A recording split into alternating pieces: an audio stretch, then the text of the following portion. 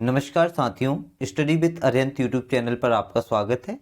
यह dictation number 7 होगी जो कि 100 शब्द प्रति मिनट की गति से बोली जाएगी। डिक्टेशन 5 सेकंड बाद।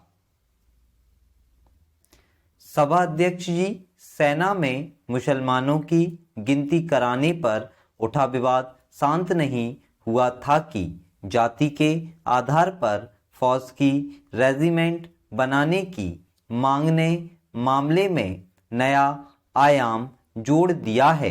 केंद्र सरकार ने जस्टिस राजेंद्र सच्चर की अध्यक्षता की एक कमेटी को मुसलमानों की सामाजिक आर्थिक स्थिति का पता लगाने का काम सौंपा है।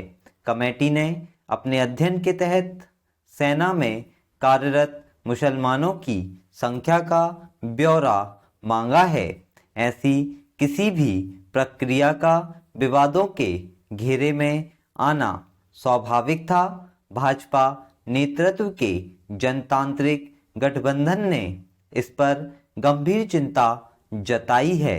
मामले को राष्ट्रपति भवन तक ले जाया गया है।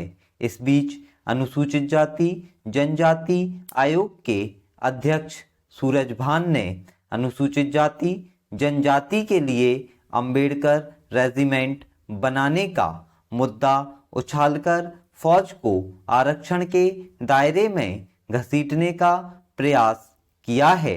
धर्म और जाति के प्रभाव से कोसों दूर रहने वाली भारतीय सेना के लिए क्या यह सब दुर्भाग्यपूर्ण नहीं है? भारतीय सेना का इतिहास गौरवशाली रहा है। उसमें क्षेत्रों समुदायों के नाम से ब्रिगेड और रेजिमेंट हैं, लेकिन व्यवहार रूप में वह धर्म भाषा जाति के तंग घेरों से परे हैं।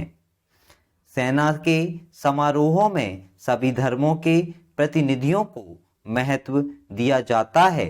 सेना ने अपने अभियानों में धर्म जाति के आधार पर कभी भी भेदभाव नहीं किया है।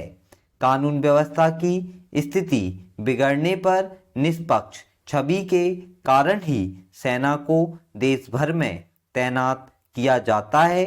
सांप्रदायिक दंगों से निपटने में सेना की भूमिका पर किसी ने उंगली नहीं उठाई है। भारतीय फौज के इस बेदाग रिकॉर्ड को अंतर्राष्ट्रीय समुदाय भी स्वीकार करता है।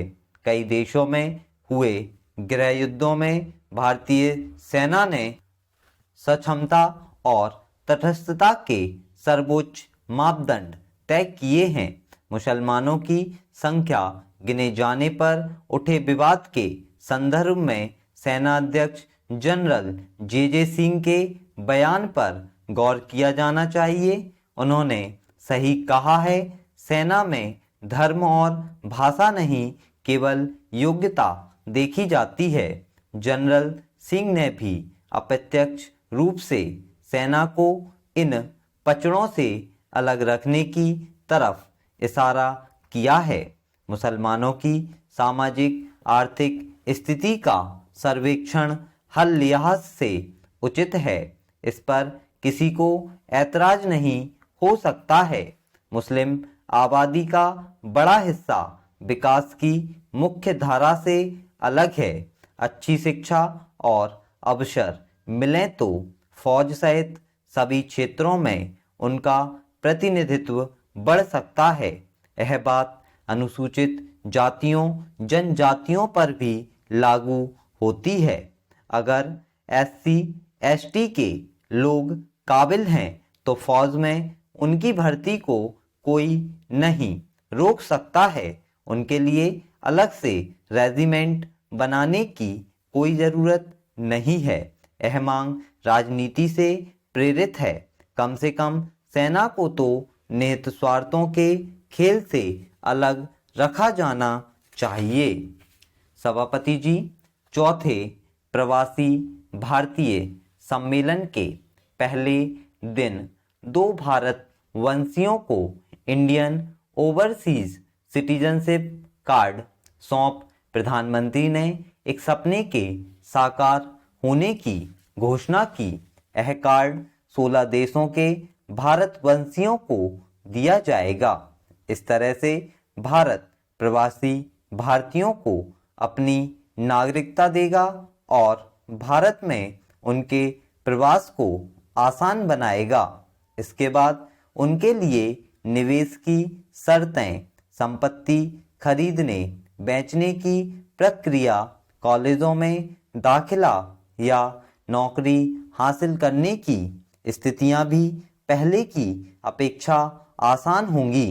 यह एक अच्छी पहल है जिसका विस्तार उन सभी 93 देशों में रहने वाले भारतवंशियों के लिए किया जाना चाहिए जिन देशों में दोहरी नागरिकता के कानून मौजूद हैं।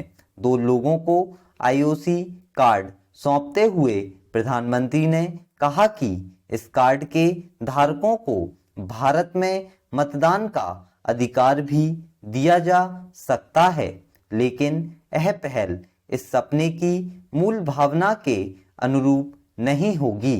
प्रवासियों की अपनी मातृभूमि से भावनात्मक संबंधों को प्रगाढ़ बनाने के लिए यह पहल हुई थी, उनके राजनीतिक जुड़ाव के लिए नहीं। दूसरी बात यह है कि जो लोग इस देश में नहीं रहते हैं, जो यहाँ की सामान्य समस्याओं से अपरिचित हैं और उस आधार पर मतदान नहीं करेंगे, जो सामान्य राजनीतिक प्रक्रिया का हिस्सा नहीं है, उन्हें मतदान का अधिकार देने का औचित्य नहीं है। तीसरी बात यह है कि विदेश में बसे लोगों के लिए मतदान करना व्यवहारिक रूप से मुश्किल है। बहरहाल यह प्रस्ताव है, इस पर विचार होगा, लेकिन इंडियन ओवरसीज सिटीजनशिप कार्ड हासिल करने वाले पहले 2 लोगों ने जो बातें कही वह भारतीय प्रशासनिक व्यवस्था और पुलिस प्रणाली पर विचारणीय टिप्पणी की तरह हैं। उन्होंने कहा कि उन्हें अब पुलिस में अपना रजिस्ट्रेशन नहीं कराना होगा और पुलिस की प्रताड़ना नहीं झेलनी होगी। उदारीकरण और भूमंडलीकरण के शुरू होने के 1.5 दशक बाद अगर प्रवासियों को पुलिस के हाथों प्रताड़ित होना पड़े तो इससे शर्मनाक कुछ नहीं हो सकता। प्रवासी भारतीयों को दोहरी नागरिकता देने का एक मकसद उन्हें यहाँ की लाल फीताशाही से मुक्ति दिलाना था, लेकिन उनकी बातों से जाहिर हुआ कि उनकी पीड़ा कहीं ज़्यादा गहरी है और प्रशासनिक कामकाज से इतर व्यक्तिक भी है। उनकी टिप्पणी के बाद यह सवाल तो सहज रूप से उठता है कि जब पुलिस विदेश में रहने वाले भारतीयों, जिन्हें सहज ही संपन्न और समर्थ मान लिया जाता है, उन्हें भी प्रताड़ित करने से नहीं चूकती तो देश के आम आदमी के साथ उसका व्यवहार कैसा होगा। इसलिए अगर सचमुच भारत को एक सभ्य समाज बनाना है और उदार अर्थव्यवस्था के अनुकूल उदार छवि बनानी है ताकि भूमंडलीकरण व दोहरी नागरिकता देने का अधिकतम लाभ लिया जा सके, तो उसकी शुरुआत पुलिस सुधारों से करनी चाहिए। महोदय जी, विश्व व्यापार संगठन की हांगकांग बैठक के बाद दावोस में हुई वर्ल्ड इकोनॉमिक फोरम की बैठक में भी भारत ने अपनी बढ़ती महत्ता को स्थापित किया है और भूमंडलीय अर्थव्यवस्था के रूप में अपने उभरते स्वरूप से दुनिया को परिचित कराया है। 5 दिन के इस सालाना आयोजन की थीम हर जगह भारत पर एक अभियान चलाया था, लेकिन 5 दिन के कार्यक्रम के दौरान विश्व नेताओं के भाषण व दुनिया भर के उद्योग व्यापार की बड़ी हस्तियों की चर्चा में भारत छाया रहा। स्टॉप। यदि ये डिक्टेशन आपको पसंद आती है तो आप वीडियो को लाइक करें, चैनल को सब्सक्राइब करें और ज़्यादा से ज़्यादा लोगों में शेयर करें और फीडबैक जरूर दें। Thank you. जय हिंद।